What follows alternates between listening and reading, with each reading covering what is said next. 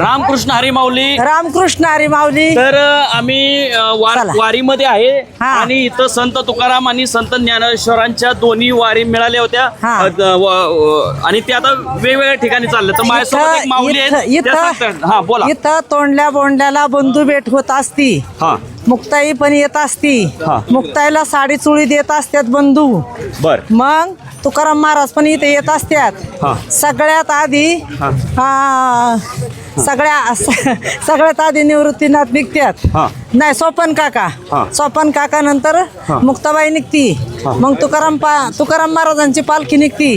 रथ निघतो. मग माऊलींचा रथ निघतो. सगळ्यांना माऊली मोहर काढून देतात आणि मग माऊली पाठी मागून येतात. ही ब्रिजवरून चालली ही माऊलींची आणि खालीहून जी चालल्यात ही तुकाराम महाराजांची. बर.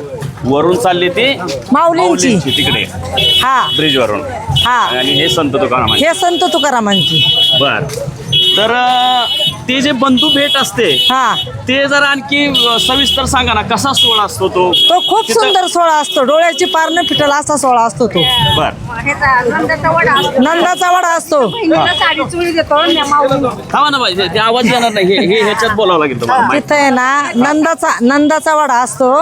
बहिणीला साडी चुळी देते तिथं मुक्ताबाईला माऊली आणि बर माऊली तिथं बहिणीला साडी चुळी देतात आणि नंदाच्या वड्याला तुकाराम महाराज धावा धावा म्हणतात. सगळे दिंडी रथा सदावतात. बर. तुकाराम महाराजांना त्या काळामध्ये काय चोर भेटले होते का बघ पांडुरंगाचं मंदिर दिसलं होतं हे त्यांनाच माहिती. पण ते तिथं नंदाच्या वड्याला धावा धावा म्हणले होते. अच्छा. बर. आता मला सांगा की ह्या तोंडले बोंडलेचे तर हे सगळे बंधू भेट होते. त्यानंतर वाखरीमध्ये सगळ्या दिंड्या एकत्र मध्ये काय फरक? नाही, काहीच नाही फरक. सगळे ज्याच्या त्याच्या मार्गाने व्यवस्थित चाललेले असतात. तिथं वाखरीमध्ये मोठं रिंगण होतं आणि मग वाखरीच्या नंतर सगळे पालख्या मोर जातात. माऊली सगळ्यात मागून येतात.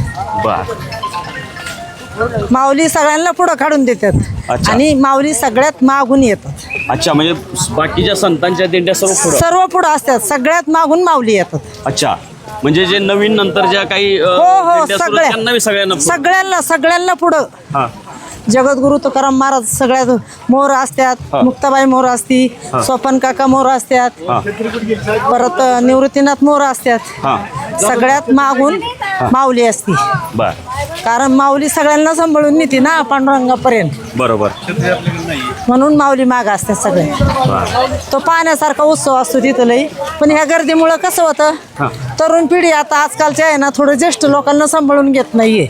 ढकलाढकलीचा प्रकार जास्त होतात. मग थोडीशी आपली ज्येष्ठ मंडळी आहेत ना ती पुढे निघतात आणि तरुण पिढी राहते पाठी मग. तुम्ही किती वर्षापासून येताय वारीला? मी 3 वर्ष झाली वारीला येते. बर बर बर. अच्छा. म्हणजे हे तरुण पोरं जरा त्रास देतात? त्रास नाही देती. कसं आहे तरुण घाई मोर पाण्याची घाई त्रास नाही देती. माऊली कुणीच माऊलीला इथे ना त्यांच्या माऊलीला जरी काही झालं उलट तरुण आहे पट्टणी धावून येते. अच्छा. लगेच त्यांना दवाखाना हे ते गाडी बघून भले ती कुठली असू द्या त्यांच्या दिंडीतली असू द्या ते सोय चांगली करतात.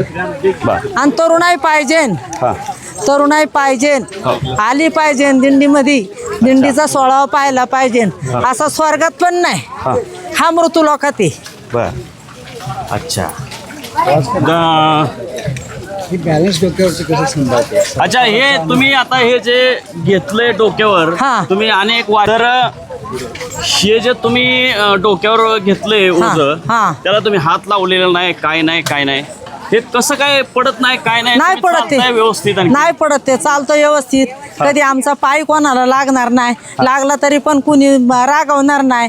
लगेच माऊली म्हणणार आणि असं पडणार नाही ते डोक्यावरलं. ती माऊलींची कृपा जगद्गुरु तुकाराम महाराजांची कृपा. काय नाही प्रयत्न नाही काय करायला लागत. हे काय फिरवली मान इकडून इकडं काही प्रयत्न करायला लागत नाही. दिवसभर चालून माऊली एवढे पाय दुखतात. संध्याकाळी झोपले मग असंच तुम्ही संसाराचा सुद्धा तोल नाही सांभाळत. संसाराचा तोल नाही सांभाळत. नाही संसार पडतोय बातकणी खाली. हा प्रमार्थ आहे. हा चाललाय संसारांना पडतो, संसार कधी नीट होत नाही. संसार होत राहतो, प्रमार्थ करायला लागतो. म्हणजे तो आपसूक बॅलन्स होतो. हा, संसाराला रात्रंदिवस झटायला लागत नाही, प्रमार्थाला झटायला लागतं तेव्हा तो प्रमार्थ घडतो. धन्यवाद माऊली. धन्यवाद माऊली. थँक्यू. बंधू पेटीची माहिती सांगितली, त्याच्यानंतर तुम्ही बंधू पेटीची माहिती सांगितली, त्यानंतर तुम्ही वाखरीत सर्व दिंड्या एकत्र येऊन मिळतात.